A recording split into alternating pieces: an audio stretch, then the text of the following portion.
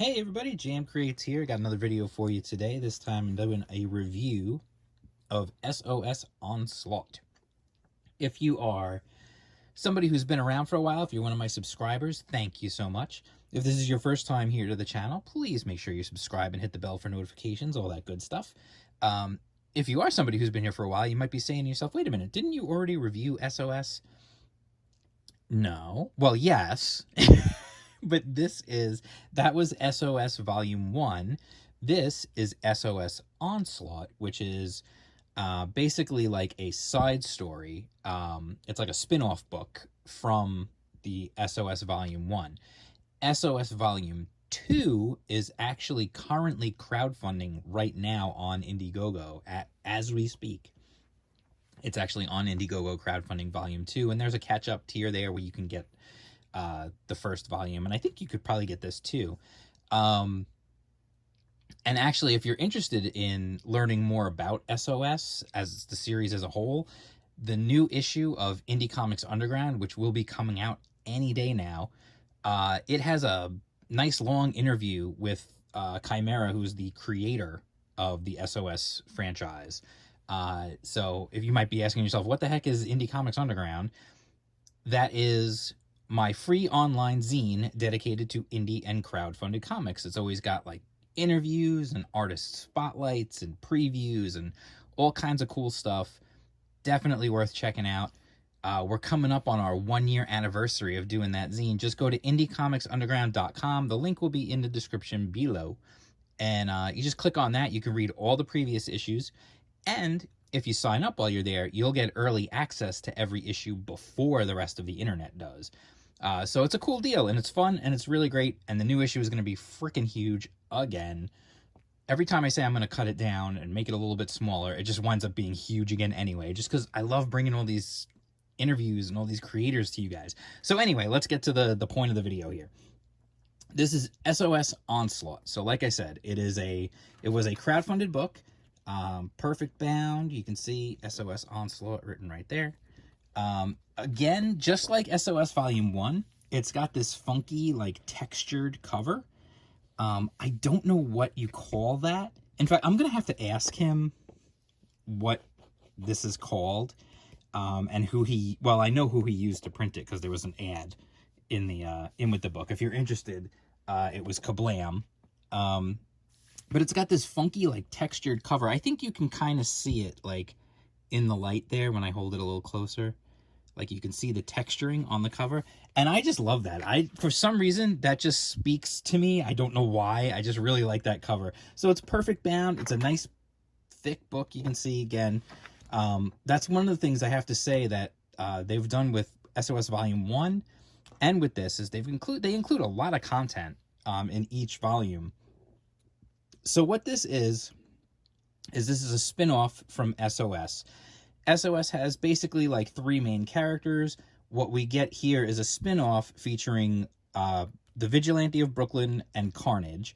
The story behind these guys is that they were like World War II vets, and during the war they were kind of experimented on, and it gave them, whether it be immortality or powers or a really grotesque, strange appearance. All these different things. This cover, by the way, you may see the signature down on the bottom there. Yes, that is by the Simon Bisley. I was like, when they first made the announcement that they had Bisley doing the cover, I was like, what? Because he's like a legend, and that was incredible to me. Like, it just makes me think, like, it really is like you could get these guys. They're out there, and if you can make it work, you can do it, and it's awesome that they did. So anyway, we jump in. It is written by Chimera. The art is by Raphael Crestani. The Volume 1 art was by Ibai Canales. He did not do the art for Onslaught, but he is doing the art for Volume 2. So it's a nice little twist. I think it was smart of them to do that so that, you know, the main series, Volume 1, Volume 2, you have a consistent artist. And then if you're doing spin-offs, you could go into any kind of style you want. So again, it's black and white. And again, one of the cool things that they do is it's presented to you as if it were a trade paperback. So every chapter is broken up like it was its own comic book and has its own cover, which is a really cool deal. I think it's a really smart way of doing things. They did the same thing in SOS Volume 1, and I know they're going to do the same thing in Volume 2. It's really cool because you get these cool pieces of artwork, number one, that's like individual covers.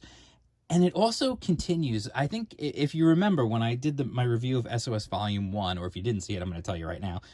I said all along, it felt like discovering this naughty underground comic in the comic book store that I probably shouldn't have, but I bought it and they let me buy it, and now I'm reading it, and I'm just going to make sure my parents don't see that I'm reading it, you know, what's inside of it. That's kind of how it feels to me, and this continues that same feel. So like I said, it's a different artist on this one. Really, really nicely done art again. You know, I love Ibai's style, but this is also fantastic. That was, what did I say? Oh, Raphael Crestani. I've never heard of him before, honestly, but he does a really good job in this book. There's some cool art. It is super, it really fits the same tone and the same themes and whatnot that, Volume 1 also had. Very violent, very dark, with a real dark sense of humor. It has humor in it. There's humor all over these books. Volume 1 had a ton of humor in it. This one has a bunch of humor in it, but it continues to still feel like that dark, edgy humor that, again, if you had found this on the bookshelf, you know, in your comics shop, you know, years ago when you were like 12 years old, you would have picked it up and be like, oh my God, there's curse words in here, you know, and you would have been like, this is so cool. And you would have picked it up and you would have bought it, sweating the whole time that maybe the guy in the comic store wouldn't let you buy it, but he does. And then, like I said, you bring it home and you read it and you just try to make sure your parents don't see what's inside.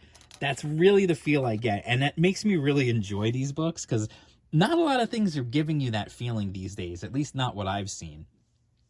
You know, it just has that underground, indie, black and white, you know, violent, funny, dark humor, you know, kind of feel to it. Usually, I always do this, like the usual, like paper quality, good paper quality. Like I said, the cover's got that cool texture on it. And you can see the artwork is really well done. And it continues to have like these, you know, funny moments, these dark satirical moments. There's a really, with this guy, when he calls this guy is basically hiring people to assassinate our main characters. Basically put a hit out on them. And so then the guys they initially send fail. So now he's calling this guy, and this guy gets up, and look at this guy, like, he's cool looking, he's creepy, he's got like the makeup, the skull, the horns. You're like, what is this dude? Like, you know, and then something pretty funny happens. I'm not going to show you because I'll let you see it.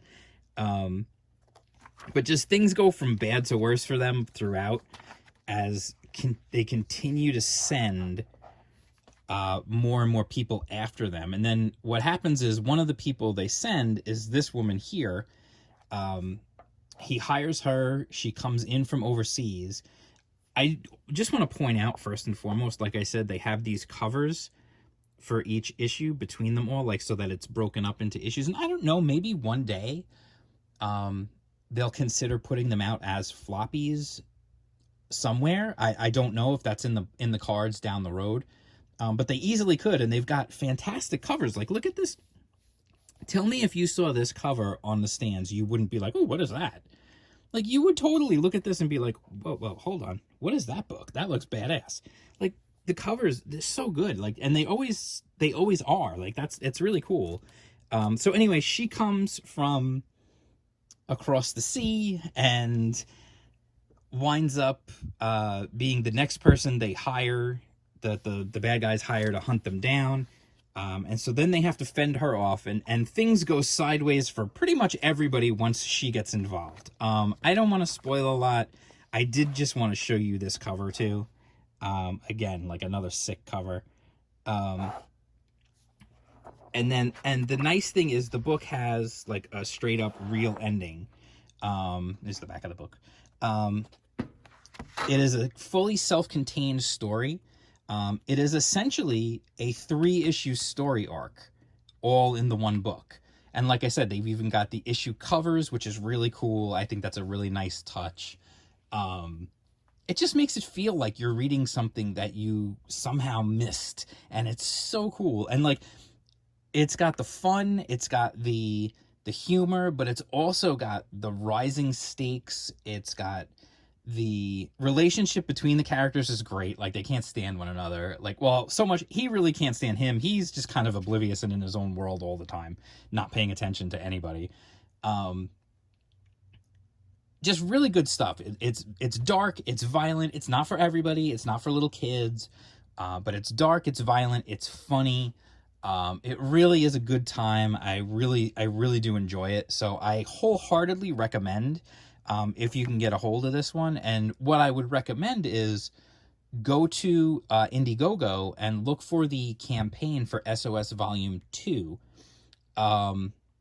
because I'm pretty sure in the campaign for SOS Volume 2, there is a tier that will allow you to also get Volume 1 and Onslaught, so you can be completely caught up. This is a complete side story. It takes place in a different time frame and everything than Volume 1 and Volume 2 do, but it's still cool to have. It's just a fun story. It's a good complete story. It's a good time. You can read just this, and you wouldn't need to read anything else, honestly, to know what's happening in here. But for me, I now think it's safe to say, after reading basically what is the equivalent, I think Volume 1 was essentially like 5 books or something like that, the equivalent of like 4 or 5 books, and this is like, so like 7 or 8 books worth of SOS material. And I firmly consider myself a fan of this series now. I am a fan of these characters, I am a fan of this world, and I am a fan of this book.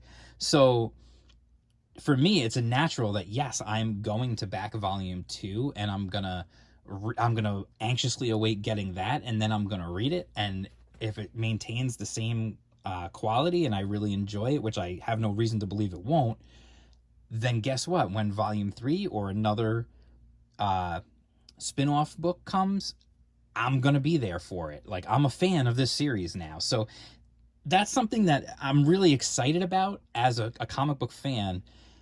It's really exciting to have these indie series that you can say, I'm a fan of this series. You know what I mean? Like, it used to always be, you could always say, oh, I'm a fan of, Spider-Man or the X-Men or whatever. And with a lot of indie books, it would be like, well, yeah, that one was good, I read it, whatever. I liked Invincible, I liked this, whatever. Like, it's nice to see these crowdfunded books that I can honestly say, I'm a fan of these books, and I'm a fan of this, and now I want to continue to buy this. It's just like Jawbreakers. I consider myself a fan of Jawbreakers. I consider myself a fan of SOS, and I will continue to support this. So like I said, if you're interested, I like I said, I would definitely recommend it. If you're interested, the Volume 2 campaign is live now on Indiegogo. If you want to know more about it, make sure you go to indiecomics.underground.com, sign up so that you get early access to the next issue of the zine, because there's an interview with the creator in the next issue of the zine. There's also, I'm going to spill the beans on this one. This is an exclusive for this video, that the artist spotlight in the new issue of the zine is Ebi Canalis, who is the artist of SOS Volume 2. So anyway, that's my review. Make sure you like, subscribe, hit the bell for notifications, all that good stuff. You can follow me on Twitter at jam_creates. You can follow me on Instagram at jam_creates. You can follow me on Parler at jamcreates, no underscore. And if you want to help support the channel, which would be really lovely during these trying times, you can go, there's a store, the link is below in the description.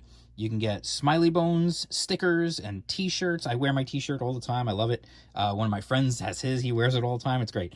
We've got stickers. We've got Indie Comics Underground stickers and t-shirts and stuff. Definitely check them out. Consider helping to support the channel, and tell your friends, spread the word, go knock on your neighbor's door and say, hey, have you heard the good word of Jam Creates? So anyway, that's it. I will talk to you guys soon, and peace out.